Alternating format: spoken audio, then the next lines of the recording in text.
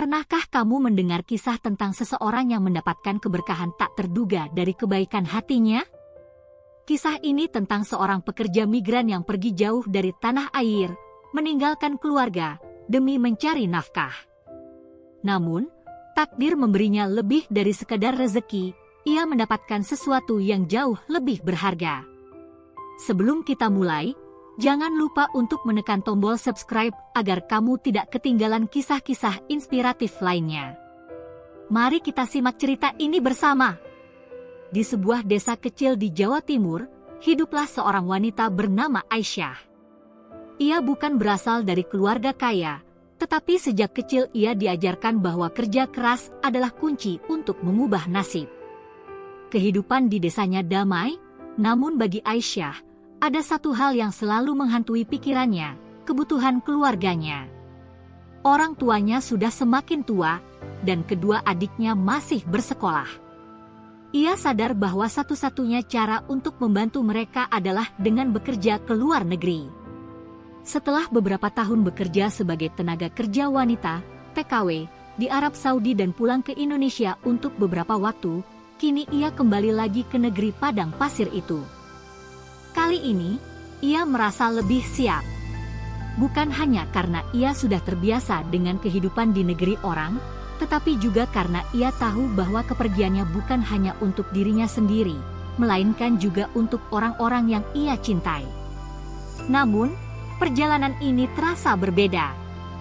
Jika sebelumnya ia bekerja sebagai asisten rumah tangga biasa, kali ini ia mendapatkan tugas khusus, merawat seorang pria tua yang kesepian dan membutuhkan perhatian. Pekerjaan ini terdengar berat, tetapi Aisyah menerimanya dengan hati terbuka.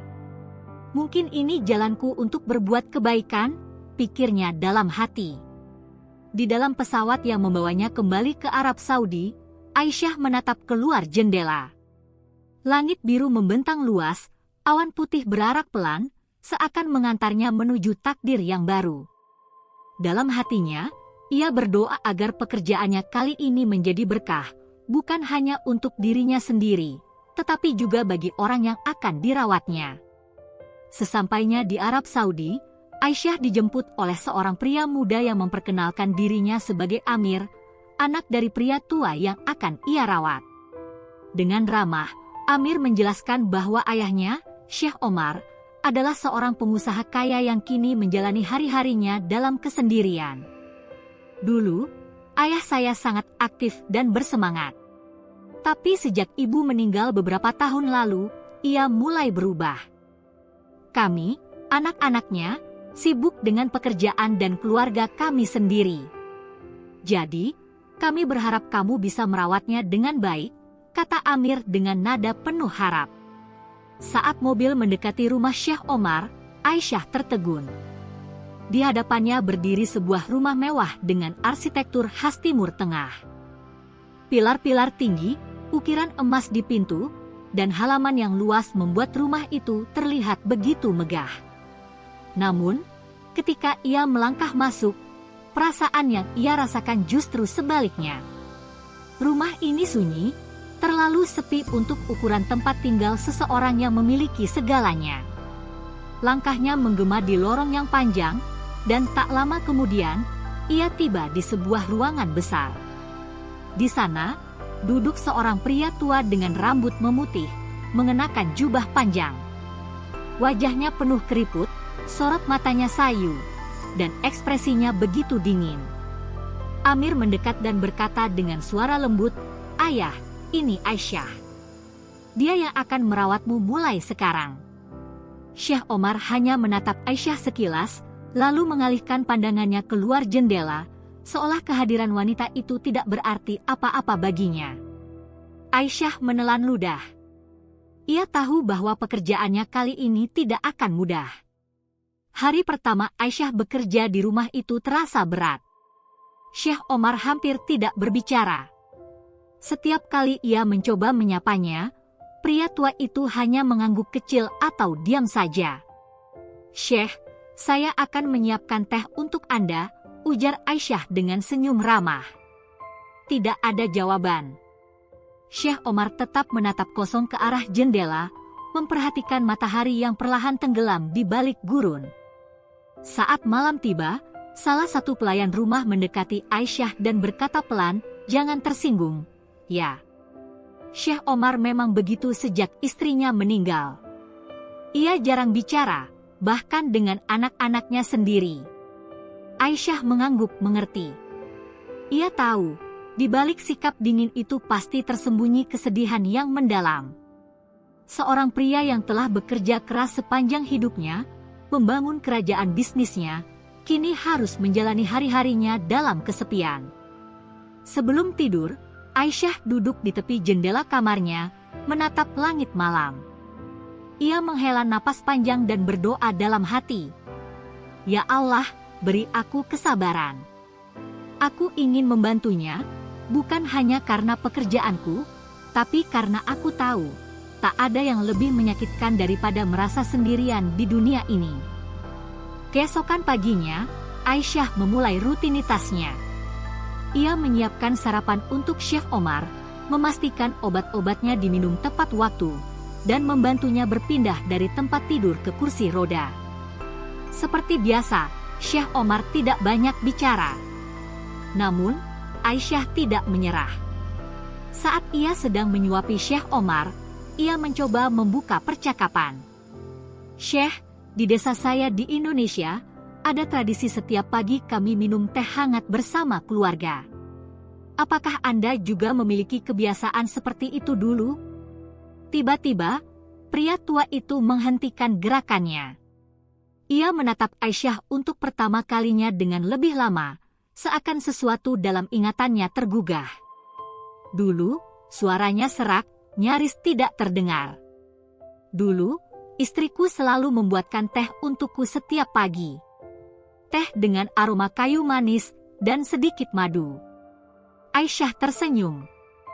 Ini pertama kalinya Syekh Omar berbicara lebih dari satu kalimat. "Teh dengan kayu manis dan madu, itu pasti sangat enak," katanya lembut. Syekh Omar mengangguk pelan. Untuk sesaat, sorot matanya tidak lagi dingin. Ada sesuatu di sana, kenangan, mungkin, atau sekadar kerinduan yang tak pernah ia ungkapkan. Setiap hari, Aisyah tetap melakukan tugasnya dengan penuh kesabaran. Meski Syekh Omar masih sering diam, ada saat-saat kecil di mana ia mulai menunjukkan sedikit perubahan. Ketika Aisyah menyisir rambutnya, pria tua itu tidak lagi menarik diri seperti sebelumnya. Saat Aisyah mengajaknya ke taman untuk menghirup udara segar, ia tidak menolak. Bahkan, suatu hari, ketika Aisyah sedang membereskan buku-buku di ruang bacanya, Syekh Omar berbisik, "Hati-hati, itu buku kesayangan istriku." Mendengar itu, Aisyah tersenyum kecil. Ini adalah langkah kecil, tetapi sangat berarti. Ia tahu, sedikit demi sedikit, ia mulai memenangkan kepercayaan Syekh Omar. Di dalam hati, Aisyah berjanji, "Aku akan tetap di sini, Syekh. Aku akan menemanimu, setidaknya sampai engkau merasa tidak sendirian lagi." Pagi itu, matahari bersinar lembut, menyelinap masuk melalui jendela kamar Syekh Omar. Aisyah sudah bersiap dengan rutinitas hariannya, menyiapkan sarapan, memastikan obat-obatan Syekh Omar diminum tepat waktu, dan membantunya berpindah ke kursi roda. Namun, hari itu terasa berbeda. Ada sesuatu di udara, sesuatu yang hampir tidak bisa dijelaskan. Ketika Aisyah mendekat untuk menyuapi sarapan, ia terkejut mendengar suara lirih dari pria tua itu. "Apa makanan favoritmu, Aisyah?" tanyanya pelan, nyaris berbisik. Aisyah terdiam sesaat, hampir tidak percaya bahwa Syekh Omar akhirnya membuka percakapan dengannya. Dengan cepat, ia tersenyum dan menjawab, "Saya sangat suka soto ayam, Syekh. Ibuku sering memasaknya saat saya kecil. Rasanya hangat dan penuh rempah, membuat saya merasa seperti di rumah." Syekh Omar mengangguk pelan, seolah sedang membayangkan aroma soto yang disebut Aisyah. Matanya menerawang, seperti sedang mengingat sesuatu dari masa lalunya. "Aku rindu makanan istriku," gumamnya. Dulu, setiap pagi, dia selalu membuat teh kayu manis dan roti panggang untukku. Rasanya sederhana, tapi hangat. Aisyah menatapnya dengan penuh empati. Ini pertama kalinya Syekh Omar berbicara tentang masa lalunya. Ada kerinduan yang teramat dalam di suaranya, seperti seseorang yang telah kehilangan bagian penting dari hidupnya dan tidak pernah benar-benar pulih. "Syekh," Aisyah berkata lembut, "mungkin kita bisa mencoba membuat teh kayu manis seperti yang istri Anda buat dulu. Saya bisa mencobanya." Pria tua itu tersenyum tipis. Itu mungkin bukan senyum yang lebar atau penuh kegembiraan, tapi bagi Aisyah, itu sudah cukup. Itu adalah langkah kecil menuju kepercayaan. Hari-hari berlalu, dan meskipun Syekh Omar masih pendiam, kehadiran Aisyah mulai terasa lebih diterima. Setiap pagi, ia menyiapkan teh kayu manis dengan madu, persis seperti yang pernah dibuat oleh istri Syekh Omar. Awalnya, pria tua itu hanya menatap cangkir tehnya tanpa ekspresi, tapi lama-kelamaan, ia mulai meminumnya dengan lebih tenang. Suatu sore, saat Aisyah sedang menyapu lantai ruang tamu, ia mendengar suara batuk dari kamar Syekh Omar. Dengan cepat, ia bergegas masuk dan melihat pria tua itu duduk dengan kepala tertunduk. "Syekh, apakah Anda baik-baik saja?" tanyanya khawatir. Syekh Omar tidak segera menjawab. Ia hanya menghela napas panjang sebelum berkata, "Aku merasa lelah, Aisyah, bukan hanya tubuhku, tapi juga hatiku." Aisyah merasa hatinya mencelos. Ia tahu, kesepian adalah beban yang jauh lebih berat daripada penyakit fisik.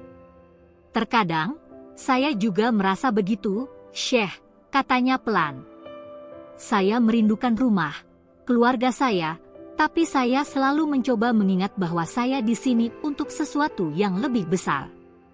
Untuk membantu." Syekh Omar menatapnya, kali ini lebih lama. "Kau berbicara seperti istriku dulu, selalu penuh harapan." Aisyah tersenyum kecil.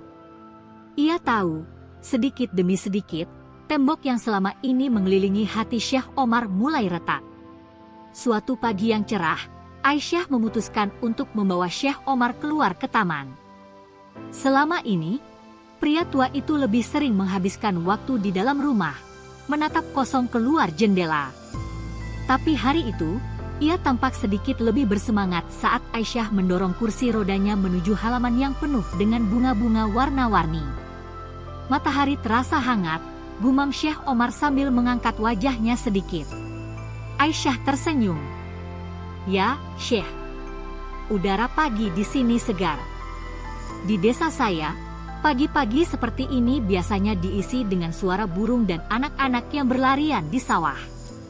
Syekh Omar menoleh padanya. "Ceritakan lebih banyak tentang desamu." Aisyah terkejut. Ini pertama kalinya Syekh Omar menunjukkan ketertarikan pada sesuatu di luar dirinya sendiri.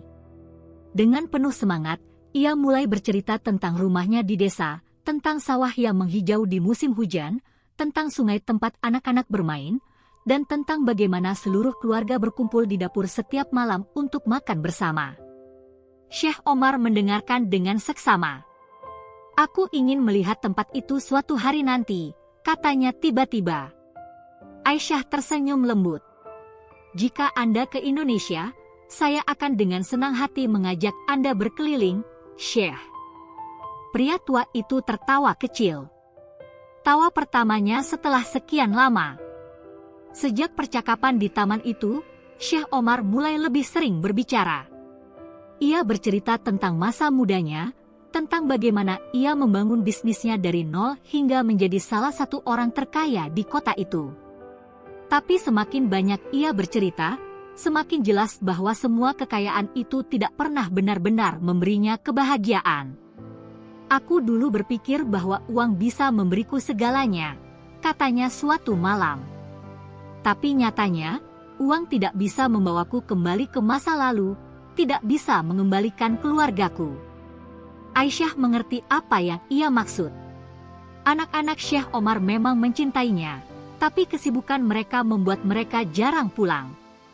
Rumah yang dulu penuh tawa kini hanya menyisakan kesunyian. Syekh, mereka pasti mencintai Anda. Mungkin mereka hanya tidak tahu bagaimana mengekspresikannya, ujar Aisyah lembut.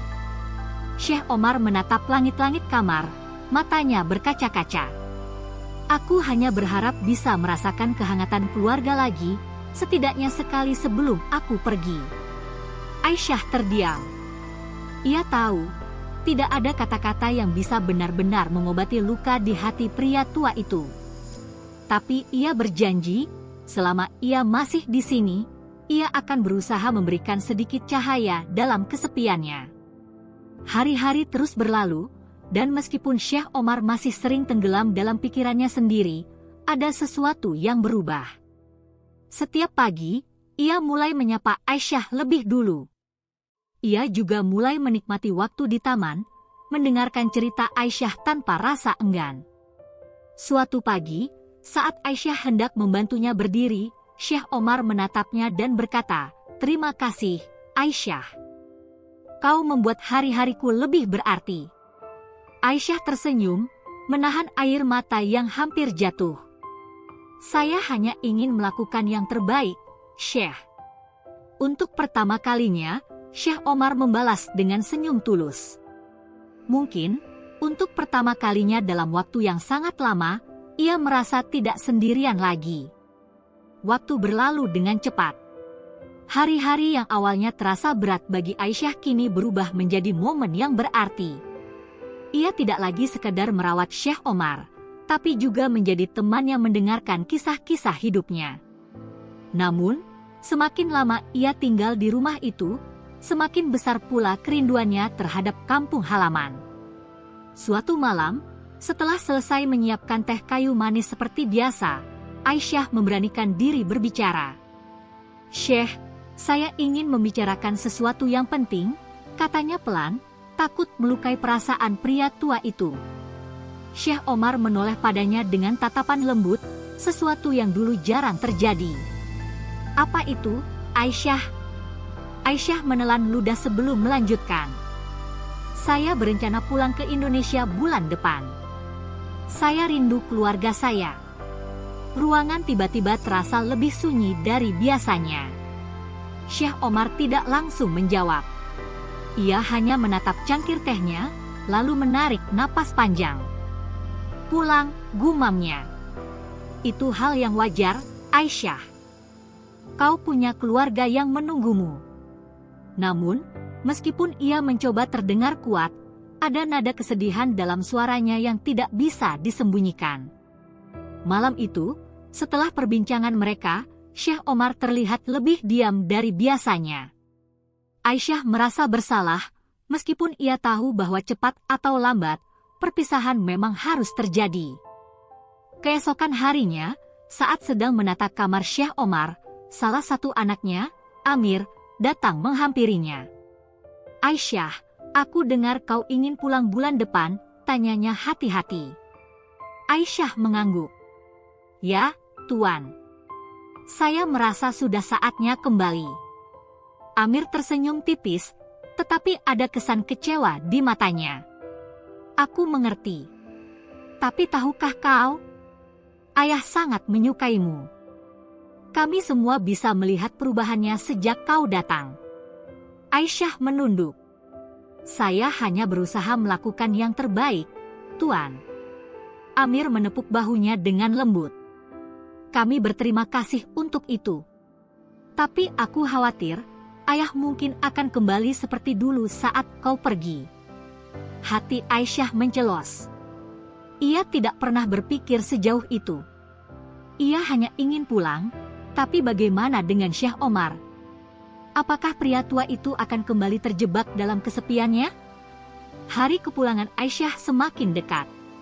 Malam sebelum keberangkatannya, Syekh Omar memanggilnya ke kamar. "Aisyah," panggilnya lirih.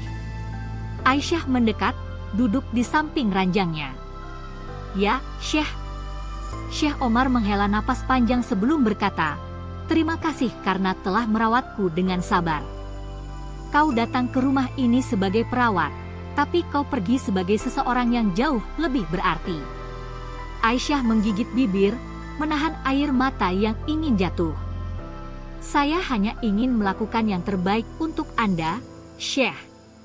Tiba-tiba, Syekh Omar mengulurkan tangan, menunjuk ke sebuah koper besar yang ada di sudut kamar. Buka, perintahnya. Dengan ragu, Aisyah berjalan mendekat dan membuka koper itu. Matanya membelalak saat melihat isinya, uang, begitu banyak uang hingga hampir memenuhi seluruh koper. Syekh, ini terlalu banyak, kata Aisyah dengan suara bergetar. Saya tidak bisa menerimanya. Syekh Omar tersenyum tipis. Ini bukan hanya uang, Aisyah. Ini adalah caraku berterima kasih. Kau telah memberiku sesuatu yang tidak bisa dibeli dengan kekayaan, kehangatan, kebersamaan, dan harapan. Aisyah menatap pria tua itu dengan mata berkaca-kaca. Tapi Syekh, yang saya lakukan bukan karena mengharapkan ini. Aku tahu. Syekh Omar menepuk tangannya pelan. Dan itu sebabnya kau pantas menerimanya. Keesokan harinya, Aisyah berdiri di depan rumah besar itu, koper berisi uang masih di tangannya. Amir dan saudara-saudaranya datang untuk mengantarnya, tetapi Syekh Omar tetap berada di dalam kamarnya. Hati Aisyah terasa berat. Ia tidak bisa pergi tanpa berpamitan. Dengan cepat, ia berbalik dan berlari masuk, menuju kamar pria tua itu. Ketika ia membuka pintu, Syekh Omar sedang duduk di kursi rodanya, menatap keluar jendela. Syekh, panggil Aisyah dengan suara pelan. Syekh Omar menoleh, dan untuk pertama kalinya, ada sesuatu di matanya yang tidak pernah Aisyah lihat sebelumnya, kesedihan yang begitu mendalam. Kau benar-benar akan pergi, tanyanya pelan. Aisyah menggigit bibir, mencoba menahan air matanya. Saya harus pulang, Syekh. Keluarga saya menunggu saya.